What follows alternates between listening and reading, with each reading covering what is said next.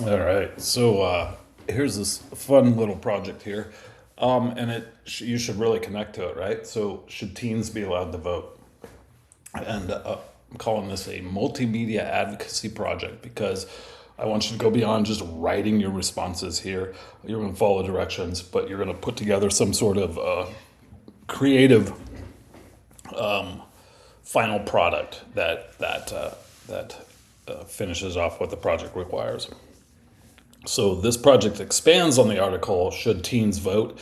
And by the time you read this, I'm going to link it right here also, but it's also linked on this document.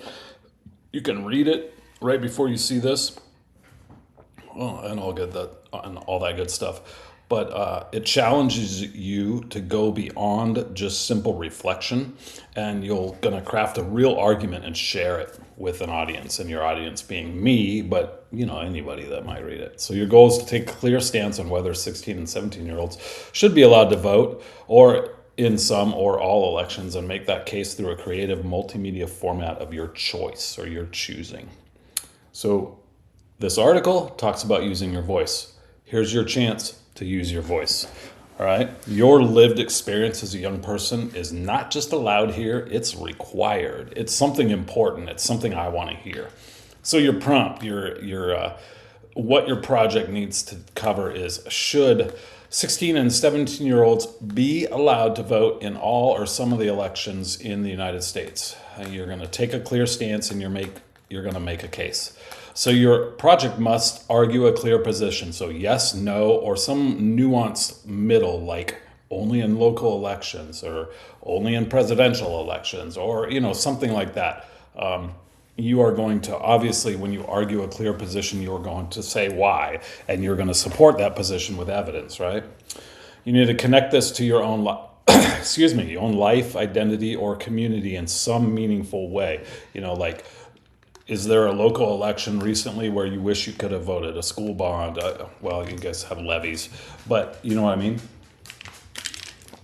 You're going to use evidence from the article that you've read, plus any other research that you do, and you're going to end with a specific call to action for your audience, and we'll get to that in a minute. So your job then is to choose your format. So you're going to select one of the following formats for your project. If there's another format you want to use, let me know. We can talk about it. I don't really want a written essay here. I really want you to step outside the box. But if that's something you absolutely have to do, I'm going to be really, really critical on that piece, because it's going to be really important that you show your own voice in that. You're not going to use AI for that, right? Yeah. So my first option was a podcast or a audio kind of essay. So it should be about 4 to 6 minutes of recorded audio. It must include a clear intro, your arguments, your evidence, your reflection, and your call to action. So you're going to submit that as a MP3, a WAV, or a link to a recorded file like a Google Drive, or if you do it on YouTube, you can use Screencastify, which we do here. However it is you decide to do it. And you can use a script, but I don't want to just look at your face like reading a script. So your delivery should feel natural and conversational. With this podcast audio essay, you don't have to show your face. Okay, so it's an audio version of that. So you can just record yourself. You can even record yourself on your phone, right? With voice notes or whatever it is, however that works. Most of our phones do that. Yeah. You can create a slideshow. Again, it needs to cover all of those things. So you can use Google Slides, you can use Canva, you can use some other method of presentation. You can submit it as a PDF export, or you can just send me the shareable link. All right, and you'll just type that in the text box for submission. Heck, we can do a social media campaign mock-up. This is what I really hope you all choose to do. Create a realistic mock campaign advocating for your position. You got to include one long-form post, so like 200 plus words, where you explain your thing, and then 3 short posts or stories, right? You can use hashtags, you can use all that good stuff that support that opinion that you've just done in your long form post, right? And then at least one graphic or visual for it. I would imagine you would have a graphic or a visual for each one of the posts, so 4 of them, but you got to have only one that you're graded on. So you're going to choose a platform voice. And by that, I mean, are you going to do this like it's on Instagram? Are you going to do it like a TikTok style thing? No, you don't have to do a video. You can just sort of script out how you would do it on TikTok, like an X or Twitter thread, et cetera, et cetera. Do you guys use Facebook? Just kidding. Submit it as a PDF, Google Doc, or Canva. Canva is cool because it has these sort of templates for TikTok, Instagram, Twitter, any other kind of social media. So those are in place, and you can use Canva for free, right? You're in my class. You've used some Canva before. Every format must include a moment where you show up, like not just the facts. And this is the critical part of the project, right? This is where most of your grade is. How do the policies discussed in the article affect your life right now? This is going to be not necessarily questions you answer. These are like specifically, you don't have to go and answer each one of these in a row, but you have to answer them somewhere in your campaign, in your post, in your slideshow, something like that. So in your reflection, in your long form post, in your speech here, your argument, okay, that you're making. This is where you're covering these things here. How do the policies discussed in the article affect your life right now? Has anyone in your family or community talked about voting, politics, or civil participation? What issues would you vote on if you could today, and why do they matter to you personally? And what would it feel like to not have or have a say in decisions that affect your school, your neighborhood, your local government, the federal government, all of that? It doesn't need to be too long, but it needs to be real. So this is going to be a piece that you add to your document as well. And so how are you graded? Your argument, your personal reflection and lived experience, that's part of it. Okay. Your evidence and reasoning, those are going to be in here too. All right. Each one of those sections is going to be worth about 17 points.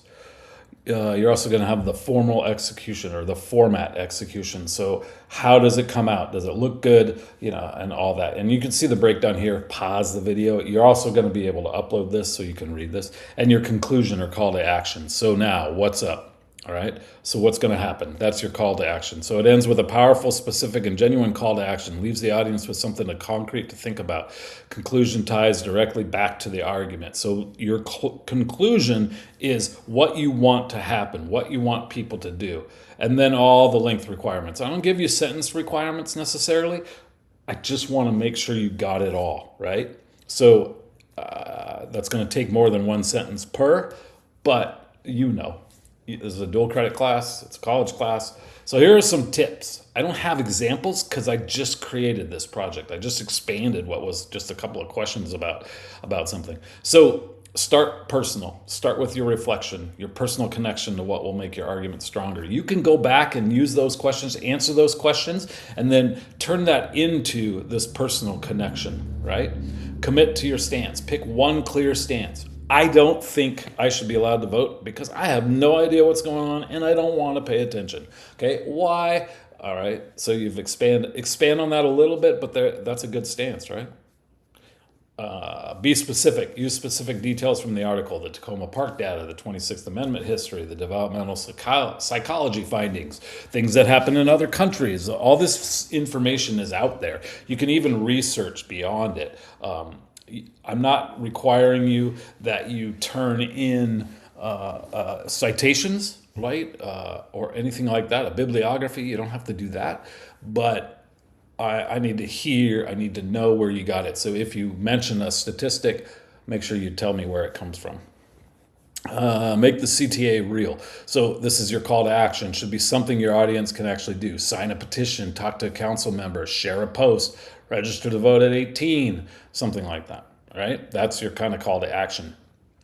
And then format matters. If you're doing audio, record somewhere quiet so there's not a lot of background noise. Slides, of course, are less text, more visuals, and not a whole bunch of words on a white page. Be creative. Social, if you do choose a social option, write it like a real person, not like a textbook. And then, like always, submit your project at the end. Hopefully I'll come up with some kind of examples, maybe an example of a CTA, maybe an example of a reflection, something like that. Again, I don't have any completed projects, but I think I can come up with something and include it in this. So by the time that you get to this assignment, you'll see some there. And then as soon as some of y'all turn in some great ones, I'm going to put them into the course as well. So they're here for eternity and for posterity and for everyone else. Let me know if you have any questions, comments, and concerns. I think you should be pretty good on this. And always, one last thing, I got a joke for you. So what's orange and sounds like a parrot? A carrot. Good luck.